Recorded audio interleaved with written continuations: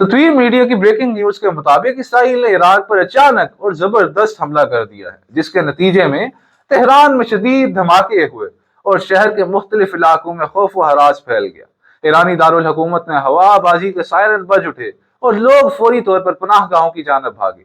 Israel ने इस हमले को ईरान के मुमकिन खतरात के पेश नजर एक हिफाजती इकदाम करार दिया है, जबकि ईरान की जानब से मुमकिन जवाबी कार्रवाई के खदशात ने खित्ते में मजीद कशीदगी बढ़ा दी है। ईरानी मीडिया ने धमाकों की तस्दीक की है, लेकिन अभी तक जानी नुकसान या इमारत को पहुंचने वाले नुकसानात की तफसीलात सामने नहीं आई हैं। इसराइल के वजीर दिफा ने अवाम को खबरदार करते हुए कहा कि शहरियों को फौरी तौर पर पनाहगाहें अख्तियार करनी चाहिए, क्योंकि खतरा अभी टला नहीं।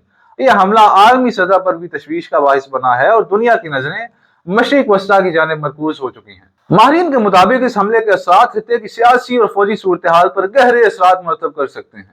तस्वीर मीडिया के साथ रहिए ताकि आप हर लम्हे की ताज़ा तरीन खबरें हासिल कर सकें। शुक्रिया।